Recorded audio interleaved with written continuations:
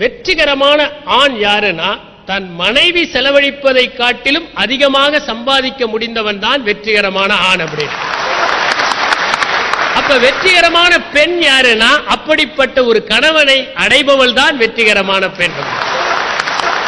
ஒரு ஆணுக்கும் பெண்ணுக்கும் என்ன வித்தியாசம்னு ஒருத்தர் கேட்டாரு. அதுக்கு அவர் சொன்னாரு, 100 ரூபாய் பொறுமான பொருளை அவசியமானதுன்னா 200 ரூபாயா இருந்தாலும் வாங்கிட்டு வரவன் தான் ஒரு ஆண். 200 ரூபாய் பொறுமான பொருளை அவசியமே இல்லைனாலும் பேரம் பேசி 100 ரூபாய்க்கு வாங்கிட்டு வரதான் ஒரு பெண். பொதுவா ஆடம்பரம்னா என்னன்னா தகுதிக்கு மீறி ஆசைப்படுறது தான் ஆடம்பரம். விரலுக்கு தகுந்த வீக்கம் வேணும் அப்படின்னு சொல்லுவாங்க. அதாவது ஒருத்தருக்கு கல்யாணம் ஆக போகுது, நிச்சயத்துக்கு ஒரு மோதிரம் போடுறேன் அப்படின்னு சொன்னாங்க. அவனுக்கு நல்ல விரல் பெருசா இருந்தா பெரிய மோதிரமா கிடைக்குமேன்னு சொல்லிட்டு போய் ஒரு தேன் கூடல கையை விட்டு நல்ல கையை வீங்க வச்சுட்டு போனானா. அவன் விரலை பார்த்த உடனே அவங்க இவ்வளவு பெரிய வீக்கமா கை இருக்க, கட்ட விரல் மாதிரி 2 மடங்கு இருந்தது மோதிர விரல். அதை பார்த்த உடனே சொன்னாங்களாம் இவனுக்கு ஏதோ குறைபாடு இருக்கு அப்படின்னு சொல்லிட்டு நிச்சயத்தையே கேன்சல் பண்ணிட்டாங்களாம். இதுல இருந்துதான் விரலுக்கு தகுந்த வீக்கம் அப்படிங்கிற பழமொழியே வந்தது. கையை எழுதுறான் பாருங்க, எப்படி உலகம் தோன்றியதுன்னு. கடவுள் உலகத்தை படைத்தார், பிறகு ஓய்வெடுத்துக் கொண்டார். பிறகு ஆணை படைத்தார், ஓய்வெடுத்துக் கொண்டார்.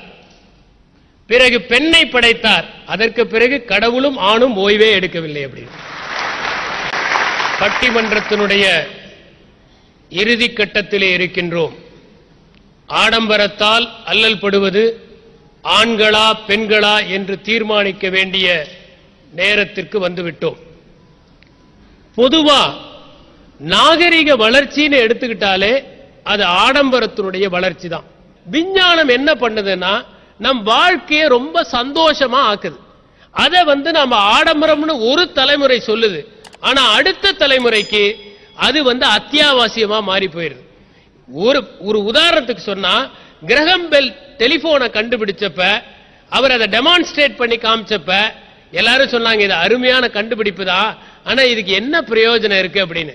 இன்னைக்கு பாத்தீங்கன்னா செல்போன் இல்லாம யாரும் எங்கேயும் போக முடியாதுங்கிற அளவுக்கு அது ஒரு அத்தியாவசியமா ஆயிருச்சு. மனுஷனுடைய பேசிக் திங்க அவனுக்கு போர் அடிச்சது தான். கழுதைக்கு போரே அடிக்காது, அதனாலதான் அது கவிதை எழுதுறது இல்லை.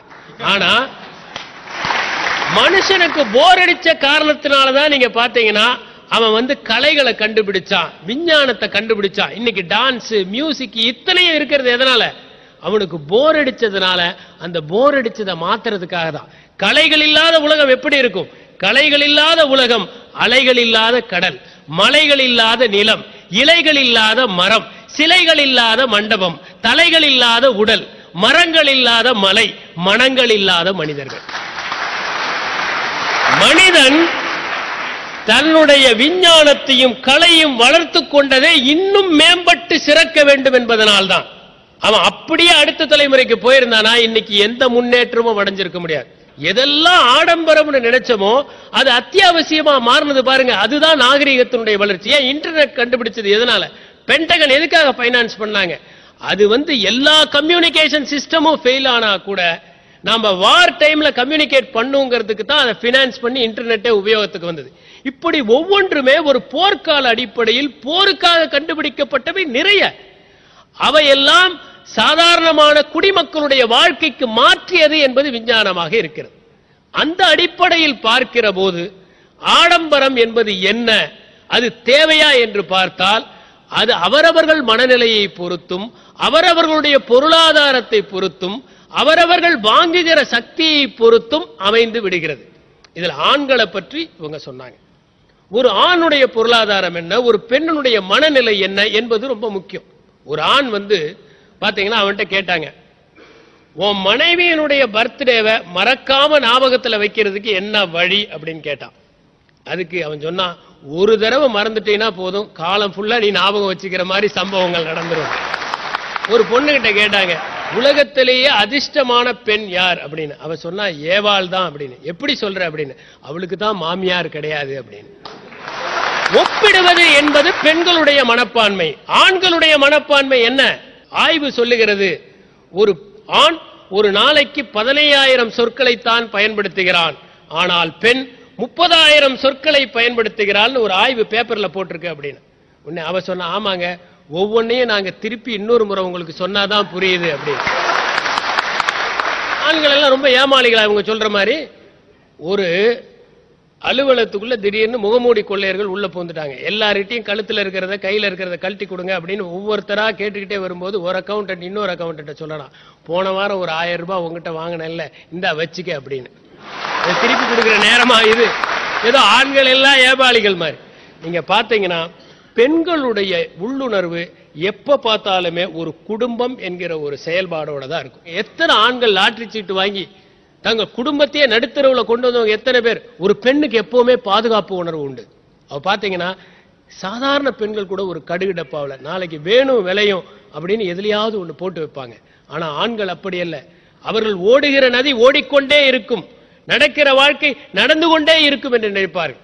ஒரு ஆண் அவனுடைய கல்லறையில் எழுதினா என்னன்னா, சின்ன வயதில் நான் கூட்ட கற்றுக்கொண்டேன், பிறகு இளம் வயதில் நான் என்னுடைய சொத்துக்களை பெருக்க கற்றுக்கொண்டேன், ஆனால் எப்போதும் கழிக்கவே கற்றுக்கொள்ளாததால் இப்போது என் சொந்தக்காரர்கள் என் சொத்துக்களை வகுத்துக் கொண்டிருக்கிறார்கள் அப்படின்னு சொன்னாங்க. எல்லா ஆடம்பரங்களும் அழிந்துவிடும், அழியக்கூடாமல் இருப்பது எதுவென்றால் அன்பு. பெண்களுடைய ஆடம்பரம் என்பது சாதாரணமானவை, அவை நகையோடு புடவையோடு முடிந்து விடுகிறது. ஆனால் ஆண்களுடைய ஆசை என்பது பக்கத்து வீட்டோடு நிறுத்திக் கொள்வது அல்ல, பக்கத்து நாட்டையும் பிடிக்க வேண்டும், பக்கத்து சாம்ராஜ்யத்தையும் கைப்பற்ற வேண்டும் என்கிற அவாவின் காரணமாக பல உலக நாடுகள் அழிந்திருக்கின்றன, அடிமைப்பட்டிருக்கின்றன, ரத்தம் சிந்தி இருக்கின்றன, தங்களை தாங்களே சிதைத்துக் கொண்டிருக்கின்றன. எனவே ஆடம்பரத்தால் அல்லல் படுபவர்கள் அதிகமாக ஆண்கள் தான் என்று கூறி முடிவு செய்கிறேன். வணக்கம்.